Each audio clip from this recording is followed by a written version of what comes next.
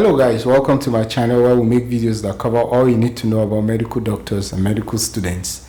If you're new to this channel, please subscribe and don't forget to turn on the bell notification so you don't miss my new videos, which I drop twice weekly. That's every Tuesday and every Saturdays. And to my returning subscribers, thank you very much for returning. Thank you for watching this video. I really appreciate you for this.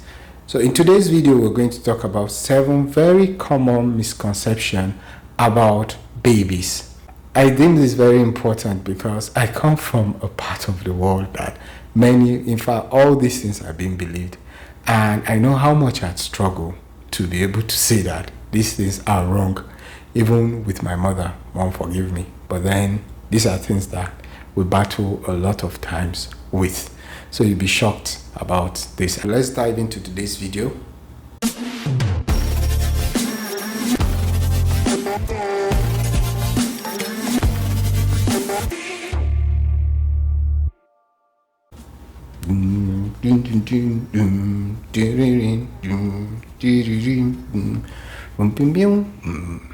The first misconception about babies is that babies need to be bathed regularly.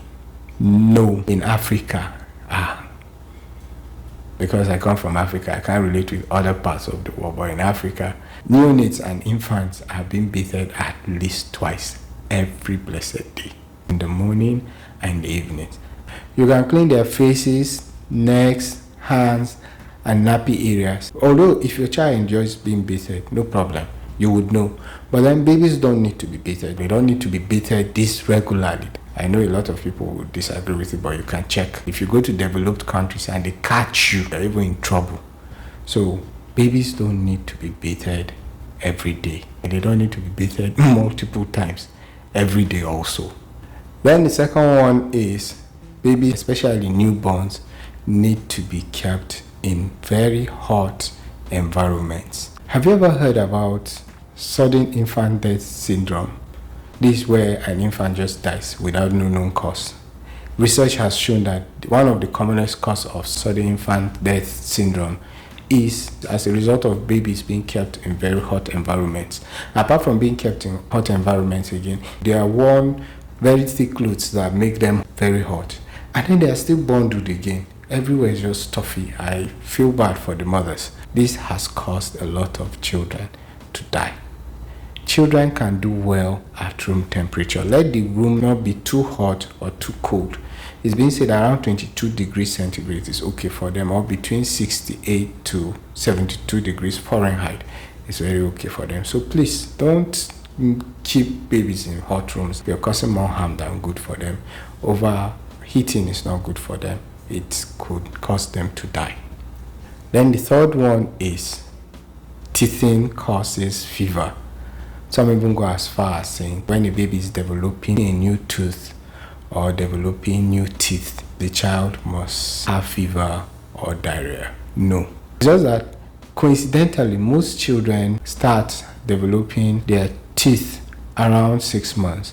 And 6 months is usually the time that most parents, especially those that have been exclusively breastfeeding, will introduce the child to other foods other than breast milk. It's about the same time a child starts crawling too. This usually tallies with a child being exposed to dirty environments or contaminated substances, and this could lead to the fever and the diarrhea. But teething on its own does not cause these things. So please, if you notice a fever, don't just dismiss it as it's a teething problem. No. A lot of children had died because of that. They had been infected and the parents had excused the fever or whatsoever they were having to be as a result of teething or have developing teeth, and then before they presented to the hospital, it was quite too late. So please, that is wrong. Developing teeth for infants does not come with fever, and it does not come with diarrhea or other problems as such. The next one is the misconception that babies that attain some certain developmental milestones earlier are gifted children. Every child is unique. There are some that start developing teeth as early as 4 months, and some develop teeth closer to 1 year. Even amongst children born to the same parents, there are peculiarities. Some might attain some certain developmental milestones earlier than their siblings, but then it doesn't indicate that those that attain it faster or attain these things faster are gifted. No. So please don't take that because your child doesn't seem to sit earlier than other children, it means the child is dull, or because your child sits earlier than other children, your child is sharper than other children, or smarter than other children, or more gifted than other children. No, this means that every child is quite unique in his or her own way. Don't allow these things to just make you promote some forms of misconceptions to concerning children. So no, it is not like that. The next one is breast milk alone for the first 6 months is not enough for a child. It has been proven over and over that breastfeeding a child on just breast milk for the first 6 months of the child's life is sufficient.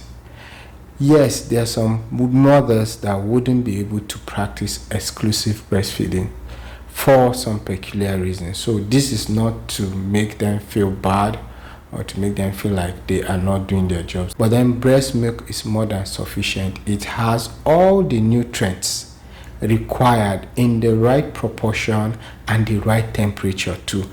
At a ready-to-use state, the child just puts his or her mouth on the nipple to suckle, and that's all. Everything comes out. But then we notice that a lot of parents and relatives will come and say, especially for neonates and infants, they will say that no, the child needs water. Breast milk is made up of largely water, especially the formilk. So there's enough water in that breast milk for the child to take. You don't need to give the child extra water. And in a place where the source of water is not clean, or what you're using to give the child water is not sterilized, it causes more harm than good. So if you can breastfeed your child exclusively, it is a very good option. Don't think that you need to complement it with anything. No, breast milk is very, very sufficient for your child within the first 6 months of the child's life. Subsequently, as the child grows, after 6 months, that will not be enough. So you need to introduce other forms of food to the child too, till you eventually wean the child off breast milk. So you don't need to add anything to the breast milk. The next misconception is using walkers, baby walkers, make babies to walk faster. That is not true. Actually, research has shown that using baby walkers even makes these children not to develop their muscles on time.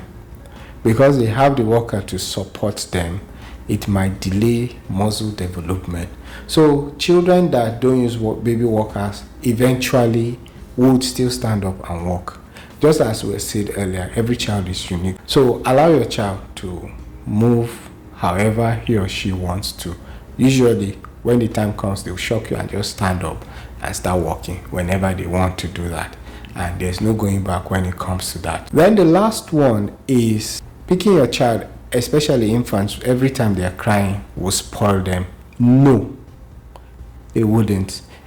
In fact, it's been shown that younger children benefit a lot from skin-to-skin contact. So children that are being carried do better in terms of the benefits of skin-to-skin contact. So please, anytime your child is crying, because that's the only language he knows, whenever a child is going through anything, the child would only cry. He or she cannot open their mouth to tell you anything. Please, don't just keep a child and just be allowing him to cry because you don't want the child to be spoiled. No, there has been no link between dropping children and allowing them to cry with them not being spoiled. So when your child is crying, please try as much as possible to pick the child, notice what's wrong with the child, and then continue that too.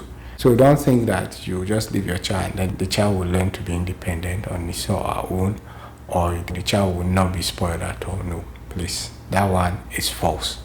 So that's all for today's video. What do you think about the video? What really shocked you? What don't you agree with?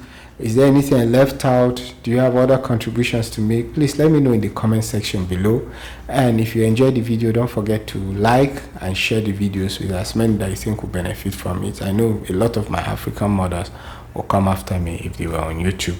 If you're new to the channel, subscribe and turn on the bell notification so you don't miss my new videos, which I drop twice weekly. Thank you and see you in the next video.